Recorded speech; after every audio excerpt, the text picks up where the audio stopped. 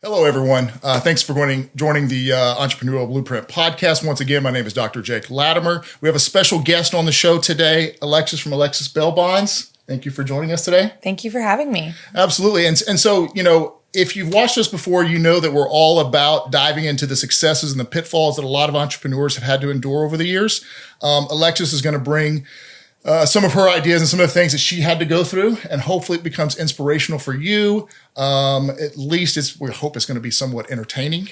But this is always done in good faith. Alexis, verify we didn't pay you anything to come on the show or anything like that? I'm not being paid. Not being paid. So to kind of kick things off, can you share the story of Alexis Bail Bonds and how it all started? Of course, yes.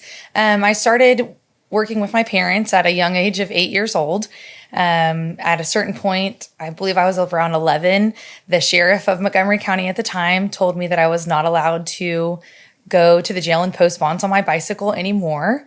I opened my company, Alexis Bail Bonds. First it began with Busting Out Bail Bonds by Alexis in 2009. I was 19. 19?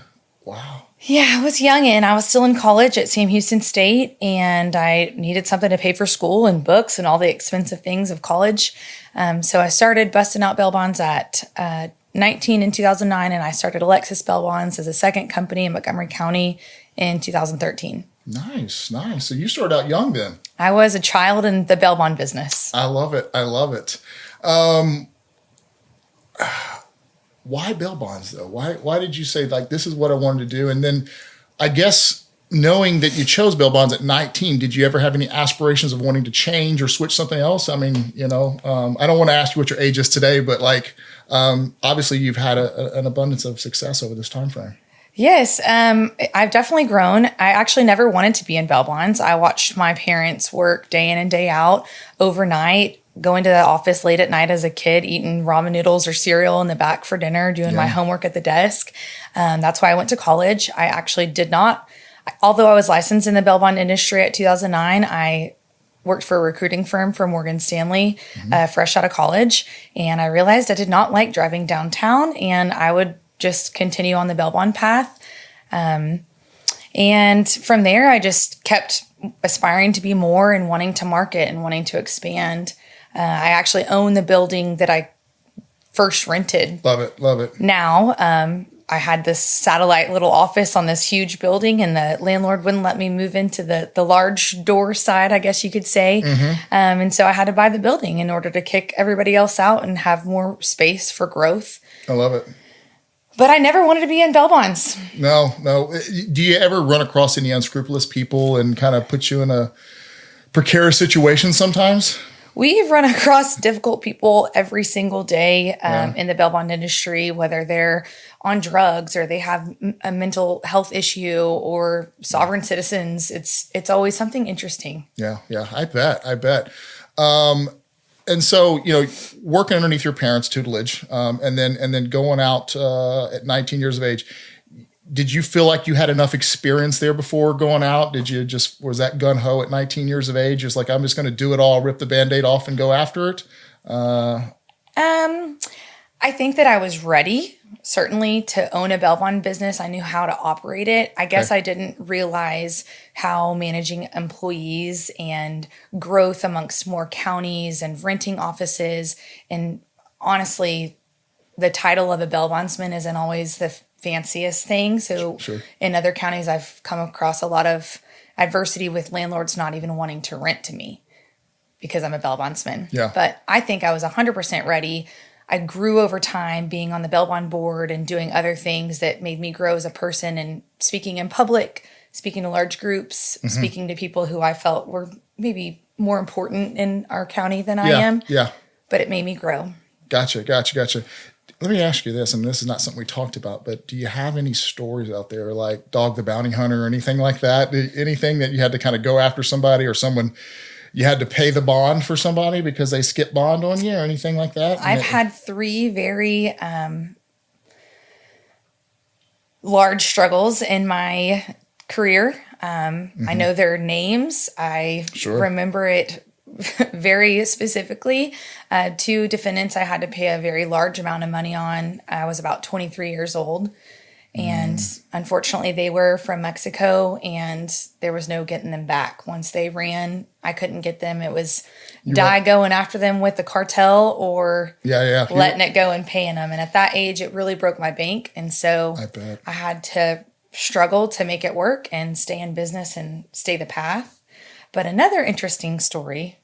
First off, I know Dog the Bounty Hunter. Do you? I love Leland and his son Dakota. All the Chapmans are great.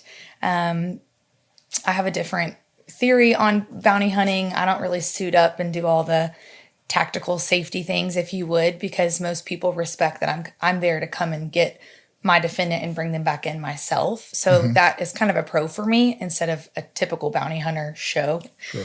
But there was a defendant. It was a woman, and it was a $250,000 bond. I was a little bit older at this time in my career, so I knew what to do, but I think it took me about 26 days to capture her. And I went myself because I'm a private investigator as well with the state of Texas. Okay.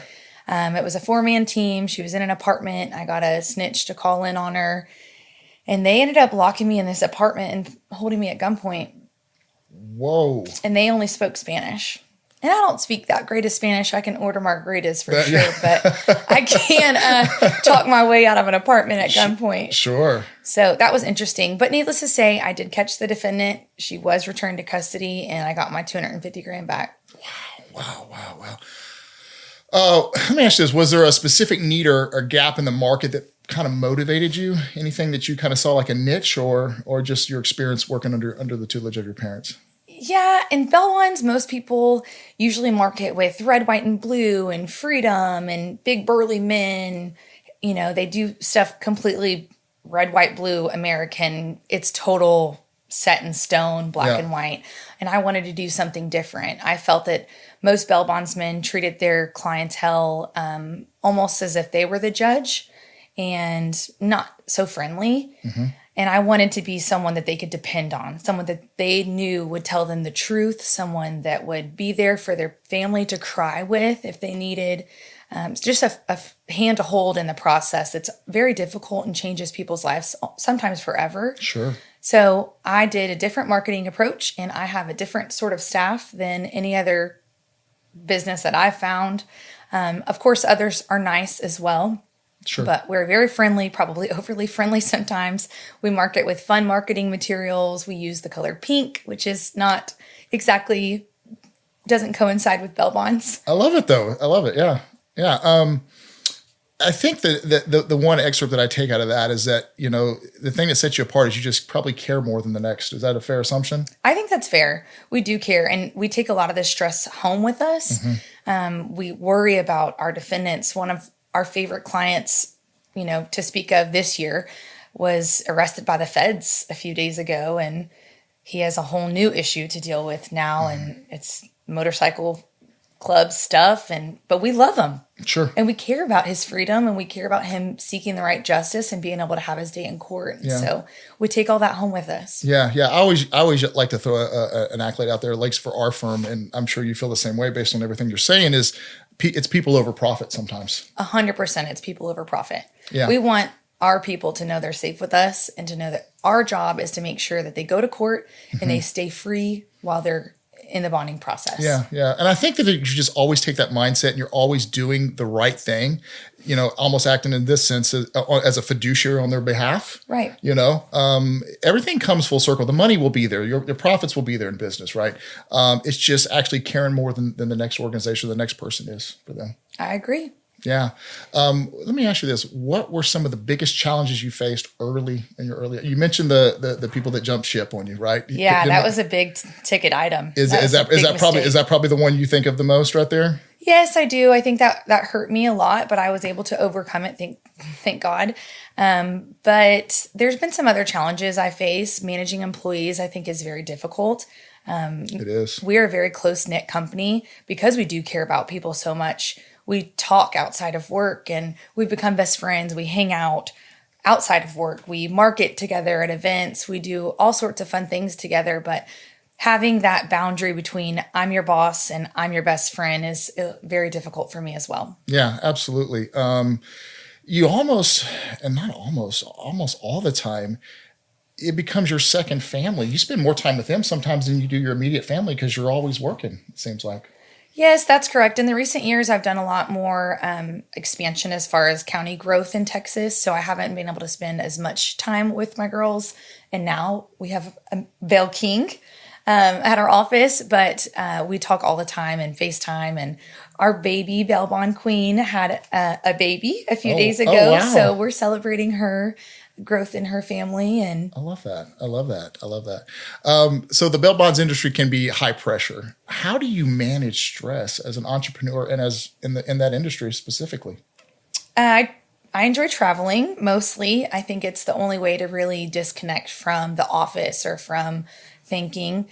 Unfortunately for me, I'm a very list to do oriented, task-driven person. I'm very efficient and effective in what I do when I'm working. So I do decide to take some time off and travel with my kids or my friends or with my Belle Queens.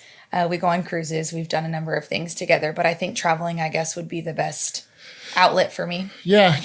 Let me ask you this, and I'm just correlating it with myself and other entrepreneurs that I talk with. How do you shut your brain off? Because that's one of the things that I battle with. Even when I go on vacations, right? I still work on vacations. The analogy I like to give is we're almost like a server rather than a PC. Like we never shut off. Is that a fair assumption? You're kind of the same way as well? I don't ever shut my brain off, unfortunately, unless I'm sleeping. It is difficult for me to not think of what I could be doing or what I should be doing or what I'm going to do tomorrow. And so that is definitely a fair assumption. Yeah. I mean, and you look, and there's ebbs and flows in work, right? Sometimes you're super busy. Sometimes it kind of slows down a little bit. But I think that it never shuts off, like you say, unless you go to sleep. And then sometimes you even dream about it. Yes, as well. I dream about it all the time. Yeah, it's crazy. What do you think is the most misunderstood aspect of a bail bonds business? Well, I think primarily people see shows like Dog the Bounty Hunter and old movies with bail bondsmen in them, and it's like this big, huge man with chest hair and lots of jewelry, and it's just women in business these days. I meet people randomly while I'm traveling or doing whatever, and they're like, "You're a bail bondsman?"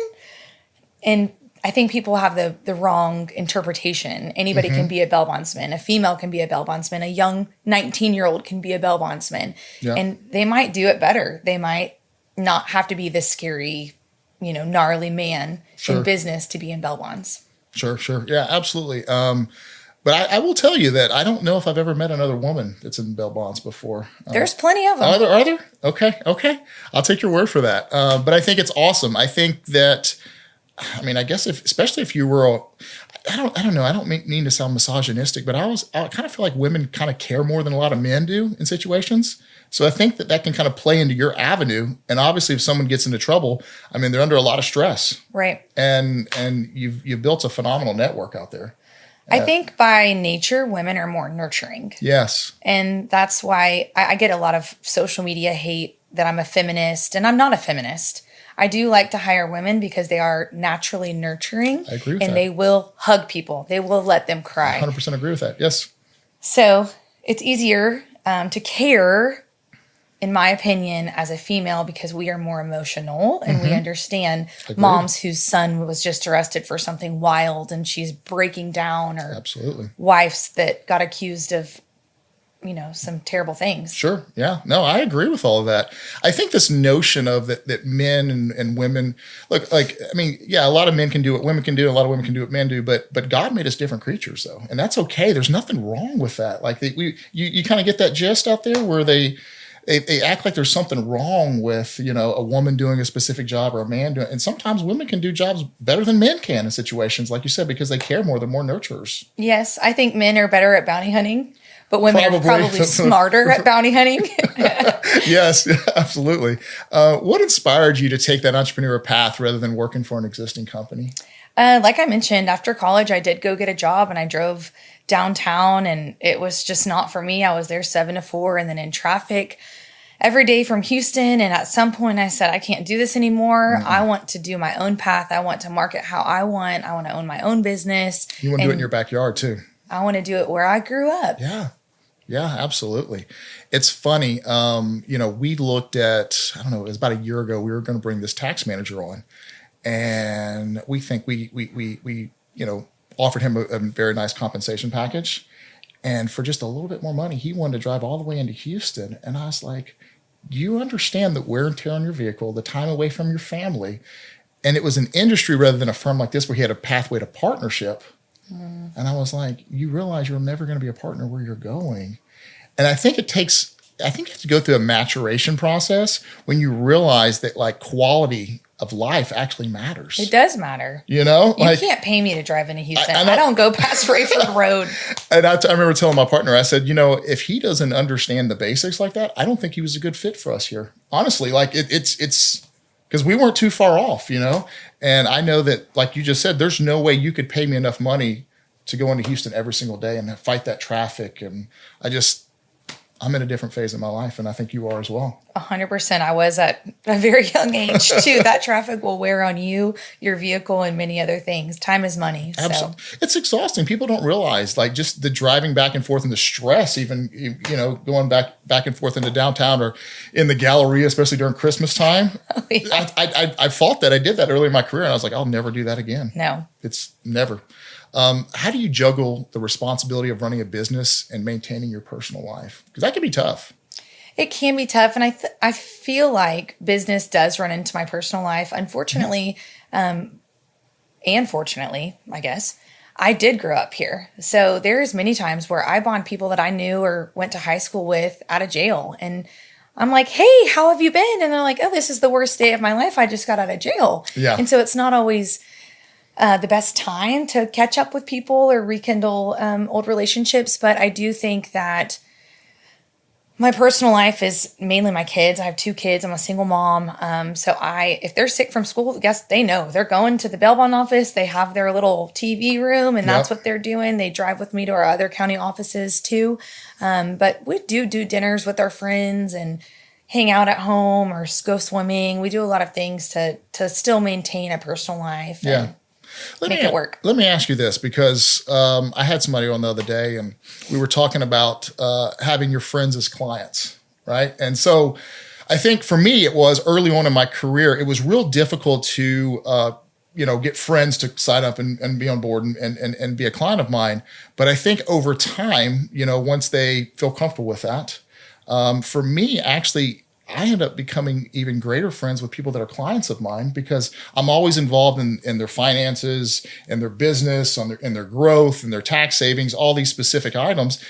And you just take a keen interest in them, and you just start to invest in them. You get to know their families, right? Right. And some of my biggest clients are some of my best friends, to be honest with you.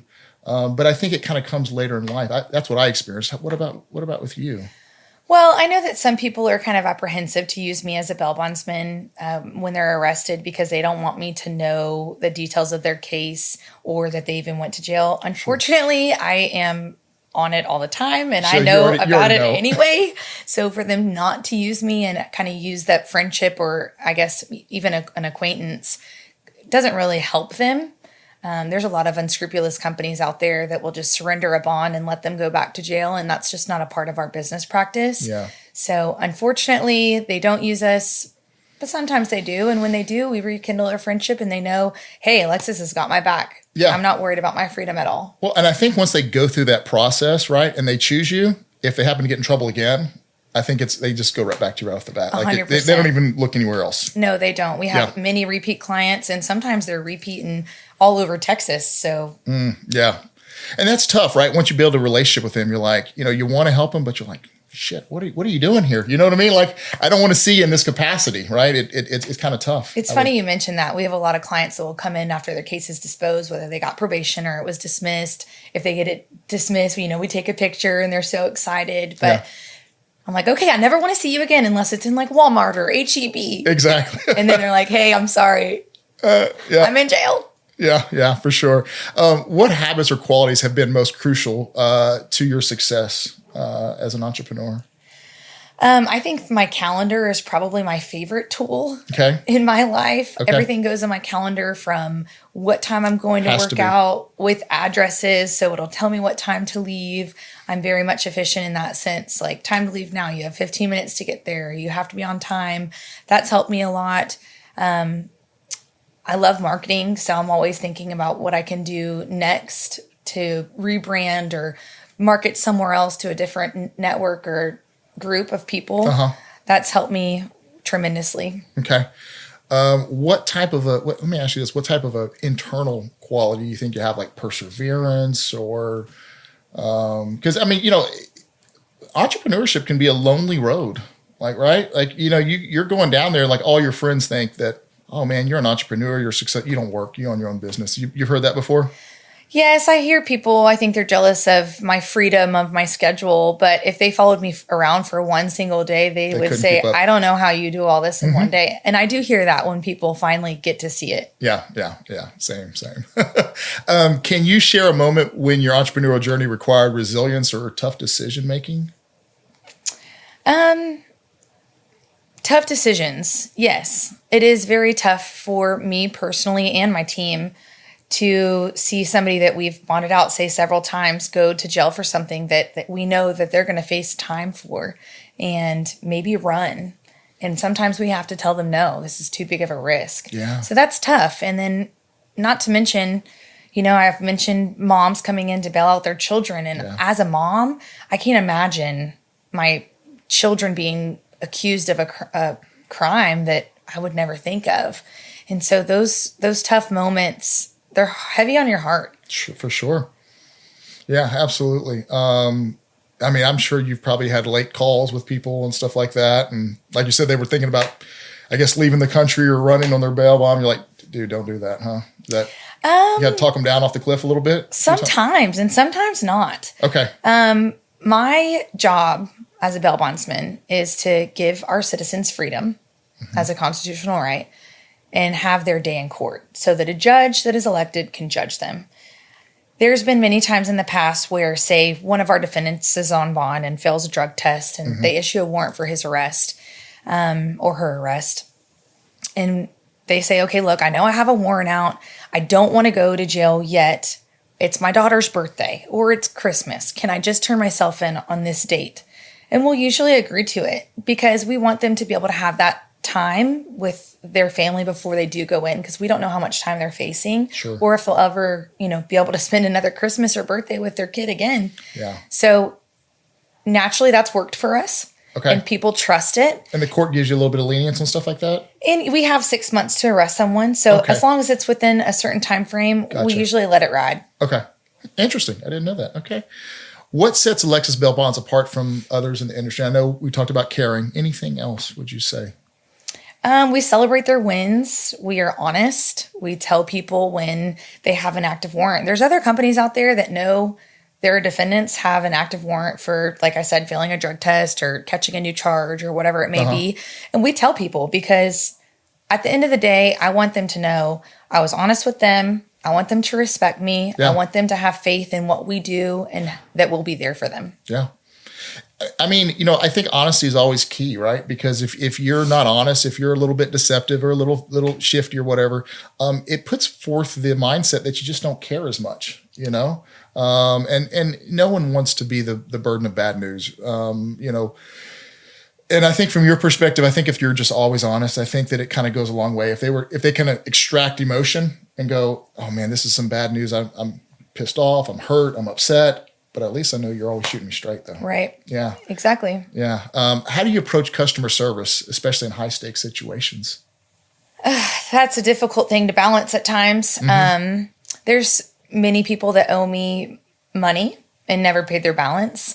I will see them out and about spending hundreds of dollars at God knows where, expensive restaurants. And I'm like, man, he owes me $1,200. But I try to set that aside. Usually we'll do kind of like a payoff situation. Hey, you owe $2,500, but if you pay $1,000 today, we won't collect the rest and we'll just write it off. Something to close that off, but let them go and it be fair for everybody. Gotcha. That's tough. And on those type of individuals, is it normally people that you know that do that? Many times it is people that I know. I think that hurts the most, doesn't it? It does. It does. And it's funny that you mentioned that too, because I did see a previous client that I knew before I bonded him out and he never paid his balance. And I think we were at some restaurant and he said, you know what, let me buy you a drink because I know I owe you money still. And he did. And I was like, look, bro, I wrote off your balance a long time ago. I knew I was never getting it. So thanks for the drink. Yeah. You took it pretty well then. How was Alexis Bail Bonds? How has Alexis Bail Bonds grown or evolved since you first started? Since 19, I'm 34 now. I'll tell you my age proudly. Okay. All right. I began working completely by myself. The day that I quit my job in Houston, I ordered my sign, I rented my office, and I ran the phones 24/7, 365 days a year. Fortunately, I do not have to do that anymore. I have a great team. I have Cody, the Bail King, that answers the phones every night, overnight, because he's a night owl. I'm not. I have a strict bedtime, as do my children. Yep. But I began working it by myself, running the office by myself, dealing with every single client all alone, marketing alone. I started on an Excel spreadsheet with every single person's name, when they've checked in, their court date, what they owed, when they made payments. It was terrible. Luckily, I have software now. You had to do it all, right? You wear the hats of so many different professions and so many different jobs, per se. And now that I have a team, it's almost like we can play good cop, bad cop. I get involved when the situation's rough. So it's nice to have other people to reflect on and get their opinion. And well, and I know for me, like, and I'm sure you feel the same way, is it was very difficult, 16 years ago when I would put my faith in somebody else. Because I knew the quality work I could do, right? But I'd bring a new employee on or something like that. And then I'm kind of like, okay, well, you go figure it out. You go talk to the client. You go do this, right? And it sucks when they make a mistake, because then it's a poor reflection on your firm, right, or your organization. But that's the only way they're going to grow, though, is by making those mistakes. I'm a big supporter of throwing people in. Yeah, sink or swim almost. Yeah. When I hire someone, I hand them jail rosters and I say, prepare these bonds, and let me just see if you can do this first. Yeah, because this is the easiest part. It's the people that's the difficult part. Yep. So yeah, no, same. Yeah, for sure. So 15 years now. 15. You work, like you just stated, you work differently. You work just as hard, but you work differently 15 years later than you did at the beginning, right? I work hard differently now, yes. Mine is now more networking, expansion, seeking new counties, seeking new offices, just the growth of the business. Primarily when I started, it was just working in that office only. Yeah. How important has your team been to your success? I would say my team is 95% of my success. Obviously, I started it. I worked it. I grew it. I marketed. I was always out at bars because I was young and didn't have any kids. I was handing out koozies and different things at a young age. Sure. But they are my rocks. They handle technically I'm the face of the business, but they are the business now. Sure. They handle all the clientele. They handle all of our reporting. They make sure I remember to do things and make sure things go into my calendar. We all have our strengths and weaknesses. For sure. Gabby, who has worked for me for a few years now, she's the sweet, 20-something-year-old that everybody really gets along with. And we did one of those TikToks the other day, and it's like, who is the most? And she's the most liked by everyone, right? Gotcha. And Shay, who's my office manager, she's the one that is on top of everybody's work. She oversees everything. She fixes their mistakes. She makes sure we're good with the courts. And then Cody does all of our phones. We hired a new girl last year, Carrie, and she's bilingual. So that's brought a whole new area for us now that we speak Spanish again. We have in the past, but she's been a great addition to our team. Fantastic. What role has working with professionals like accountants, attorneys, and different consultants kind of helped you expand your journey? I'm not sure that I've really had any professionals advise me besides my CPA and my bookkeeper to do those sorts of things, because I can't. Sure. Yeah. I cannot. Yeah. But I really depend on my friends mostly for bouncing ideas off of, or, hey, do you think this sounds right? Or does this look right? What are your thoughts? Yeah, for sure. Can you share an example of how a professional advisor helped you navigate a challenge or seize an opportunity? Yeah, I mean, like I said, I really, even if that advisor is a friend. Yeah, there's not a time when I'm designing different merch or koozies or butt stickers to put on people's butts at the cook-offs that I don't screenshot it and send it to all my friends and say, what would you do different? You mentioned about you really like to kind of hone in on the marketing side of things. I do. Okay. Let me ask you this. If you had your top 3 marketing ideas that you've done, can you tell me like your top 3 that you've done and what you perceive had the greatest response or you feel like was the most instrumental in your growth? Back in the day, I would say wrapping my vehicle was the number one thing that helped me grow my business. Okay. I wrapped it Pepto-Bismol pink. The entire Tahoe was pink top to bottom, and it said Alexis Bail Bonds down the side, really big, with kind of handcuffs all over it. It was just really fun. People noticed it everywhere. People took pictures of it. They posted it. People did Reddit reviews, all kinds of different random things because of the vehicle. Yeah. Today, I would say Social Indoor is a marketing company that does digital marketing in bathrooms at bars, restaurants, and dental offices, all kind of places. And Heather's really helped me with that. So I don't have to go pass out merch bags to each bar. I'm in there all the time. Okay. And they kind of pass the stuff out for you? No, they don't pass. I used to go hand out merch bags. We still do, not as often, with koozies and coasters and sometimes condoms, depending on the place. Okay. Safe sex campaign. Sure. So, but now this is like a hands-off marketing approach in different restaurants and bars. Gotcha. And then obviously now with the maturation of the internet and because, I know that, when I started my firm years ago, I had to beat the pavement. And I think you probably can attest to doing the same thing. You beat the pavement, right? Beat the pavement, pass out the merch, meet the bartenders, meet the people. Yep. Now you can do so much more online and have a broader spectrum. What platform would you say out there right now has been the greatest return on your investment? Has it been Facebook? Has it been Instagram, would you say? I have only a business Facebook. Okay. I don't have any other business Instagram, business TikTok. We do TikToks with the office, our staff, our team. Yeah. Just for fun. Okay. But that hasn't really brought me any business. Okay. Facebook, I think, has helped me tremendously in a sense. When I first started, I spoke at a CE class to teach the older bondsmen how to use Facebook to find skips, people who didn't attend their court date. Gotcha. And it was really useful in navigating those roads to get to where the skip was located. Now I use Facebook to post mugshots of people who have skipped, and people call in all the time just from posting their mugshot and their charges. Ex-girlfriends, baby mamas, people who don't like them. I mean, there's haters everywhere, right? There are. So we use Facebook primarily to post fun marketing stuff, do giveaways. We've had like client appreciations, all sorts of fun things. I pass out cake pops to the courts to thank them for, responding to our emails, which is not a big ask, but sometimes is. Yeah. But posting the mugshots on Facebook to get those confidential informants to call in has been a big help. Gotcha. What strategies have been the most effective in building trust and growing Alexis Bail Bonds?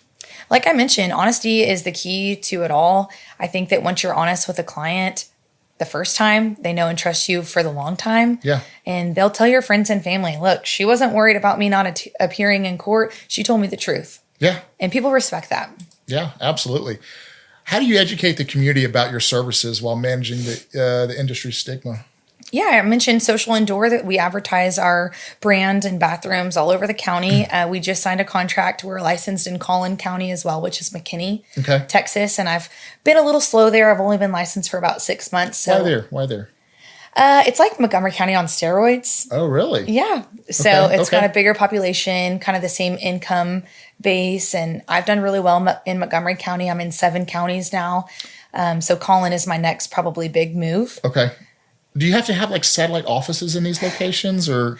Unfortunately, yes. There's 2 kinds of counties in Texas. There's bail bond board counties and there's non-bail bond board counties. Okay. Bail bond board counties, you have to usually have an office. You have to get approved by the board, you put in your financials, all the things. In non-bail bond board counties, it's typically run by the sheriff. And so it's up to the sheriff for you to have a guideline of rules.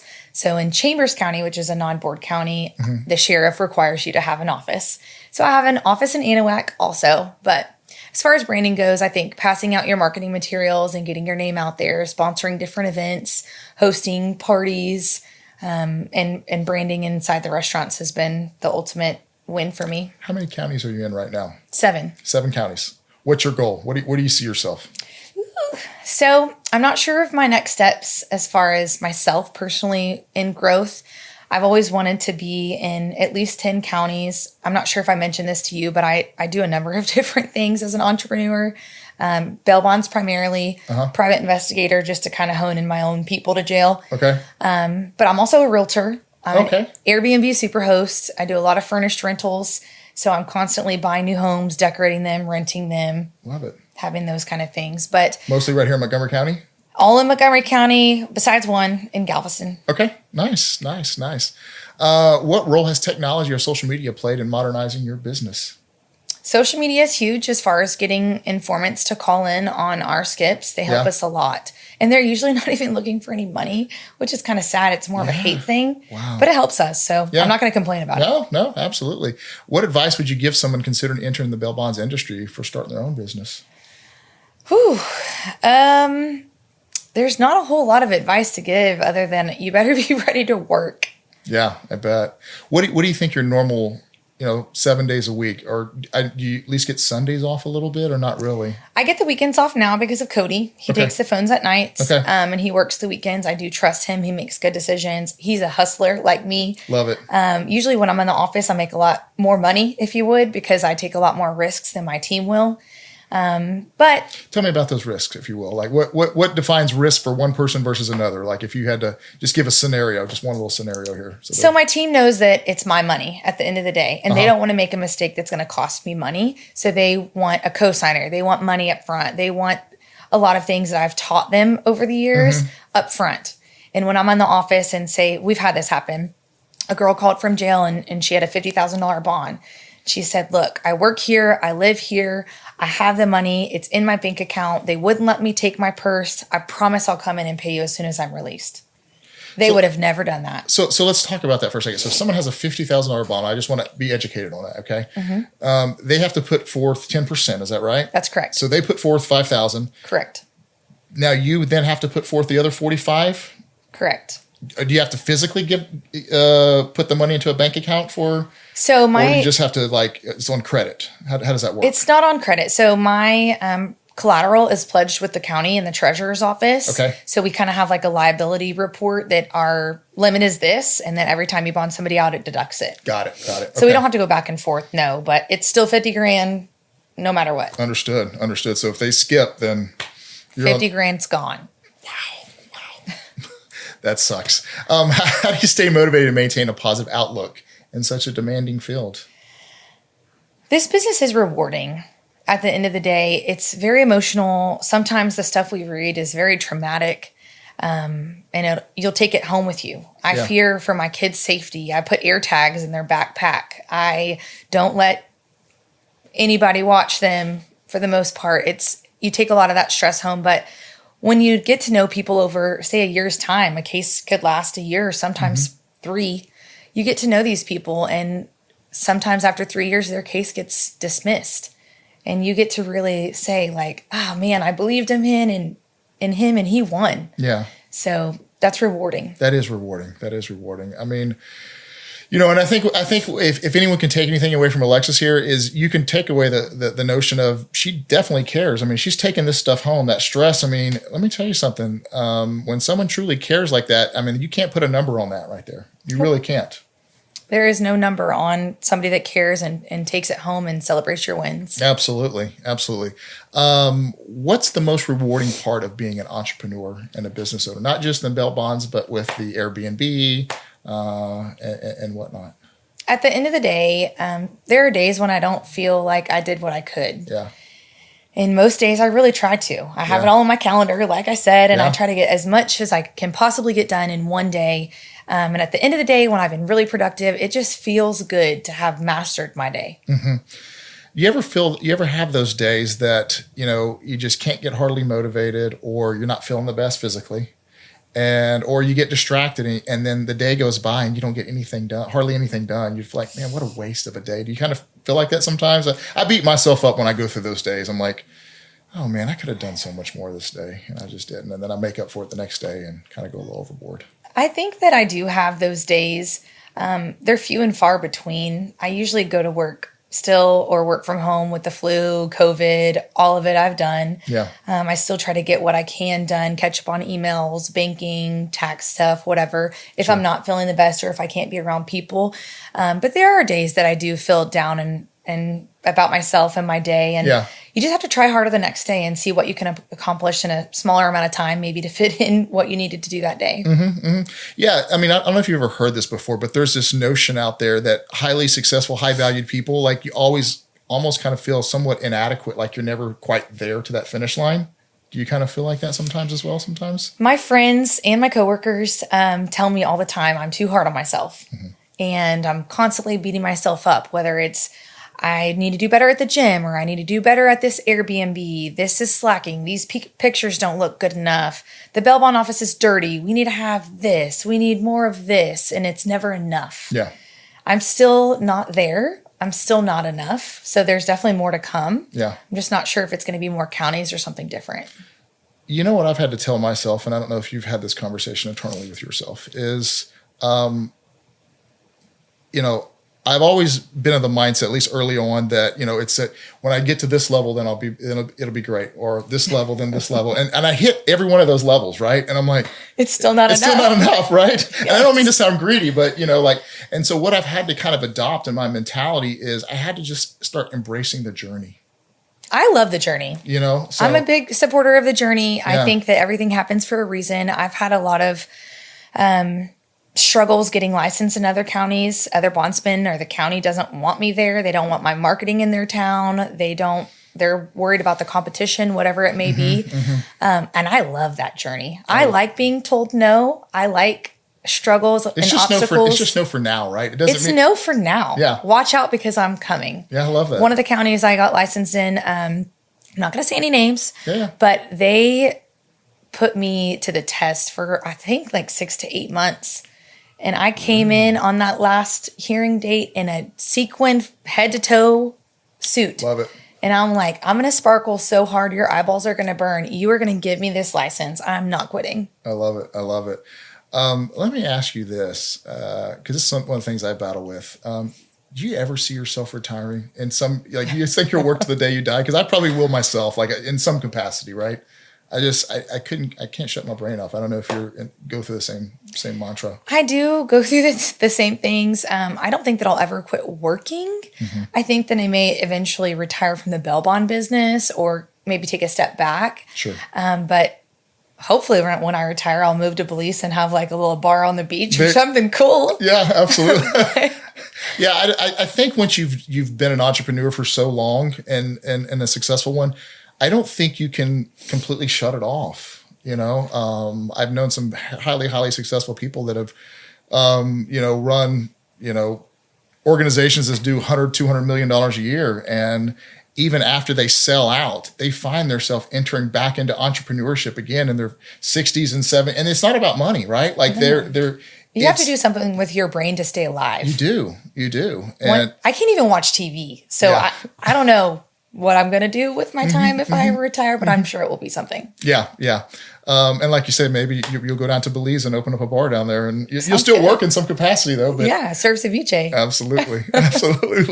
I think that's one of the things that a lot of entrepreneurs today just don't really understand is they think that we do this for just a certain duration or it's just a job. And for us, it's more than just a job. It's a lifestyle. It's a lifestyle. And I think that we dance to the different beat of a drummer boy in a sense, right? We're not like everybody else. And I don't mean it to sound condescending or arrogant or anything like that.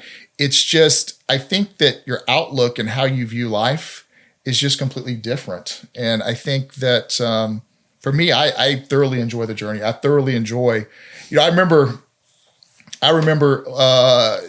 this last tax season, I think it was either March 15th or an April 15th deadline, one of the two, I can't remember that. But I came up here on a weekend and I was the only person here.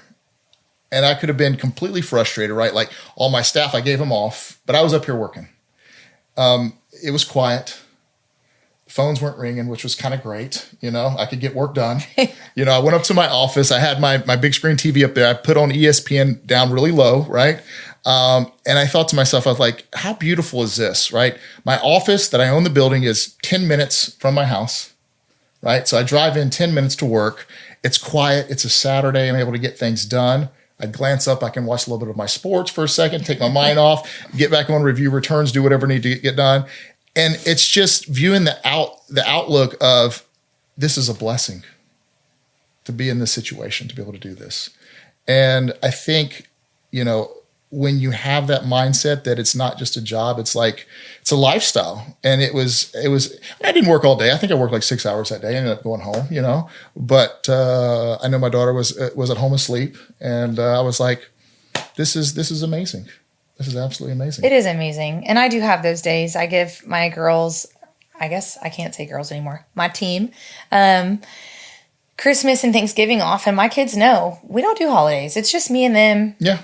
We go to the Belmont office and we write bail because we want those other people who do have a bigger family or a big celebration to be able to get out. Yeah, absolutely. Absolutely. Let me ask you, what's the most rewarding part of being an entrepreneur, would you say? The most rewarding part about being an entrepreneur, I think it's the scheduling for me. Yeah. I like to plan my own schedule and plan my own day. I'm not a sit behind the desk kind of girl. Yeah. On days that the sheriff's office won't go arrest one of my skips that I have an address on, I went in a tennis dress the other day, and they finally showed up with all these barriers and dogs. And I'm like, hey, he's just right here chilling. It's fine. But I think your wins are celebrated, and it's because of you and what you've put in and your own productivity and work, and you get to celebrate that. For me, it was I can control my own destiny. Right. Someone else doesn't control it. You don't work in corporate America, right? And for me, I always looked at it from, I didn't want to go into work one day and I was wearing a specific tie, and maybe my supervisor didn't like that color of tie and said, dude, you're gone. You know what I mean? And it might sound a bit catty, but it happens. It does happen. And I've seen it too many times in corporate America that I've worked that if you get on the bad side of the wrong people, they'll get rid of you. And I always wanted to control my own destiny. So if I'm unsuccessful in life, it's because of me. It's my responsibility. Here's the deal. I have many friends that all have corporate jobs. They've had to dress up. They may work from home now after COVID or, whatever it may be. But every day their job is on the line. They have a call with their supervisor and they're nagging at them and they stress, oh my gosh, I'm going to lose my job. What am I going to do? And that may never happen, but it could. Yeah. And I don't want my fate in someone else's hands either. I agree that perspective with you. But I have the stress of, man, is business going to be busy enough? You never know. Bail bonds is a fluctuating industry. Yeah. Our life depends on a jail list that's in an inmate sale, and it goes every month. It changes, and you're not at the top or the bottom, right? Yeah. So our months fluctuate often, but I know I'm never going to get fired. Yeah. Well, and I think the thing that's difficult, and you're just not responsible for supporting yourself, but you're responsible for taking care of all of your employees that work underneath you and make sure all they have a paycheck. Yeah. That's a lot of responsibility. A lot of people don't understand. Well, and not to mention we've grown so close. I know their kids and their families, siblings, parents, even. We're all this tight knit group now, and so not only do I worry about me having a business, but definitely making sure they have a paycheck or a bonus or some kind of birthday present, whatever it may be. We do birthdays and we do anniversaries for their anniversary that they've worked for us. And yeah, and morale is real important as well, because if you work your employees way too hard, I mean, they'll leave eventually, so you've got to, how do you balance and go, okay, now I got to bring somebody else on, right? And it's taken away from what I take home now, right? Because that's part of being a business owner is you got to be able to kind of balance that effect a little bit. I know that we typically hire more of a surplus, right? Because we don't want to have burnout here at our organization, Yes, I agree with that. I think that myself, Gabby, and Shay really worry about things probably the most out of our team. Sure. Because we've been in it the longest together. Yeah. We call ourselves the triangle. I don't want them overworked, but also we know the most. And so we have a group text and we're kind of on call almost all the time answering questions for people that may not have been there earlier or don't know what to do or if that person is approved to get out. Yeah. So we are overworked, but we do celebrate and check out too. I love that. Yeah. You have to have that downtime. You have to. You do. How has running Alexis Belbon shaped you personally and professionally? I don't know that it's shaped me. I think that I am Alexis Belbon's. I've never turned that off. I've just become sort of the company, if you would. Sure. I walk around and they're like, oh, there's that pink bail bond girl. Are you the girl in the bathroom? You're usually in the urinal when I'm peeing or something odd, which is funny. It's fine to me. It's forced me to grow stronger every day because as much as I have people that say, oh, hey, I've seen you, they've also talked about me, negatively on social media. Oh, she markets provocatively, or they don't like the pink and that's not, an industry standard or whatever it may be. Yeah. You still seem very grounded here, which is, I think is a good thing. And I think a lot of people lose that as they start to grow and they start to mature. Right. But you do change over that time. And I think change is actually good in the sense of you evolve and you understand what's more involved. I don't know if you always had to deal with this as your friends maybe come to you 10, 15 years later and go, oh my God, you changed. You're so different now. You don't go do this and you don't go do that. And you're like, no, I grew up. I got this to do. I got these responsibilities. Yeah. Have you had to deal with that sometimes? All my friends are kind of on the same page as I am. Okay. All my friends are married. All of our kids are around the same age. Okay. So we do stuff together as families pretty often. We've all kind of grown at the same pace. Gotcha.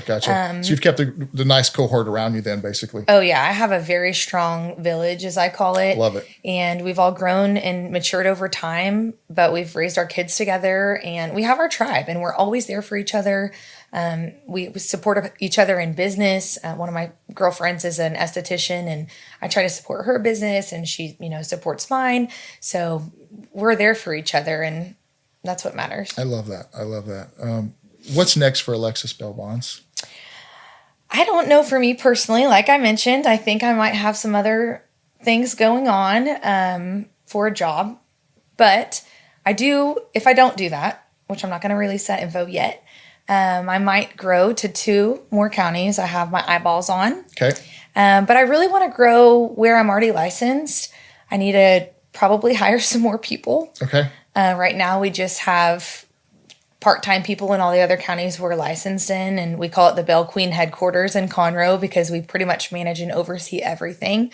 And I need to really get someone on board that's driven and detail-oriented to help with that. Mm-hmm. So that's what I'm going to do for 2025. It's tough finding the right people, isn't it? It is. I have a notion of if I could just find all the right people, I could just take this to a different level. And that's the hardest thing because like you said, is you might be the face of your organization, right? But they're actually the ones that are behind the scenes, a lot of times pulling a lot of the strings. Right. And that right there, let me tell you something, that is a sign of a great leader right there. That's someone that has no problem, giving the hand clap to the people that are doing a lot of the heavy lifting per se. So kudos to you for that. Thank you. They do it all. Yeah, I couldn't be where I am without mine as well. So I understand that completely. I think a lot of people don't understand that, right? Like, how do you branch off and in the sense of not just being an entrepreneur, but transitioning from a solopreneur, right? Where you're doing everything early on. It's tough to release those reins just a little bit. But when you find the right people, you can really do magic then. I think it takes time. My mom tells me that I'm particular, not picky. But I am a control freak when it comes down to it. And so relinquishing that control has been probably my biggest struggle. Okay. But over time, I think they prove themselves and then you learn to trust them and know and have faith that they can do it. Yeah. Yeah. What type of legacy do you want to leave for Alexis Belbon in the community? What do you want people to remember you by? I want them to remember that we are here for people no matter what they do. we're there to make sure that the victim and the defendant have their day in court, and for the judge that's elected to judge them. I want everyone to be able to come into our office and know that they're our friend and we're on their team. We have like a little snack box and waters and everything for our clients, but I want people to know and remember us by being able to trust us and know that not only did we have fun and creative marketing, but we were honest and caring and there for people when they needed it. Yeah, I love that. And you know, I don't know if it's a stereotype or what, but I don't think most people view bail bondsmen as those that care and, you know, like you said, the big burly tough people, right? Right. I bet that has worked quite well for you, being a woman and being able to care more and really resonating with the community. Yeah, it has worked well. I think it sets us apart from everyone else. Mm-hmm. And it's funny because some defendants will have had a previous bondsman before and they're like, gosh, y'all are so different. And then they'll come into our office and they'll say, oh gosh, it's so nice in here. And we make it cozy and welcoming. And it's just a totally different approach than everybody else has. I love it. You know, and that's the key, like in business, is you have to be have an outside the box thinking mentality, right? You have to do things that sometimes go against the grain and not what everybody else does. And I think that's what you've done. You've marketed yourself very well. Thank you. In regards to that. If you weren't running Alexis Bail Bonds, what do you think you'd be doing? As a kid, I always had dreams to become a lawyer. Okay. What type of lawyer? Criminal defense. Okay. All right. So now that I have grown Alexis Bail Bonds to this point, if I did criminal defense, it would be a conflict of interest, in my opinion. There are many licensed attorneys and licensed bail bondsmen that do both practices. I personally believe it's not ethical. Okay. I think it's a conflict. And so for me, having to go back and go to law school to go achieve those dreams wouldn't necessarily be worth it. I think I would be failing a lot of the people who trust me in the bail bond industry. I gotcha. No, I agree. What's one piece of advice you wish you would have received early on when you started your business? I was very young. As we talked about, 19 years old. So I was very naive. I probably trusted a little bit too much. We all do. Over time, I've learned to trust my gut instead of people and not to brush off those feelings when you get them. And so really it's just to know your audience. Don't be naive. Yeah. And don't trust everyone. No. And a lot of times when they show their true colors, like, notice that's who they are, right? I think a lot of times we try to project ourselves and hope that someone's going to be a specific way because we're that way. And we can be let down sometimes in those situations. Or many, many times. Yeah. How do you unwind and recharge after a busy day in such a high stakes industry? Like I said, after bail bonds and Airbnbs and everything else I have to do during my day, I'm a single mom of 2 kids they're 5 and 7. And so then I have to go pick them up from school and put on my mom hat and cook dinner and wash heinies and do laundry. Fun stuff. Go to sleep and wake up and do it all again the next day. Again. Absolutely. Yeah. No, I tell you what, it's really tough when you're an entrepreneur and then, like you said, you're a single mother like that, trying to juggle everything, right? You're constantly working, and it's a lot to endure, people's. And so when people make those analogies that you never work, I just think there's so much fallacy behind that because you never not work. If I'm not working, I'm usually at my kids' school for some sort of program or character book walk or party. I am the room mom of one of my kids' classes, so I'm decorating. I'm always doing something. I get that. Alexis, I want to thank you for coming on the show today. Thank you for having me. Yeah, absolutely. Hopefully everybody was able to garner a few nuggets, and especially if they want to enter into the bail bonds industry. I think Alexis is very unique, is probably one of the most successful, if not the most successful in all of Montgomery County right here. So we're very honored to have her on the show today. Thank you very much for coming on. Thank you. Absolutely. Take care. Bye-bye.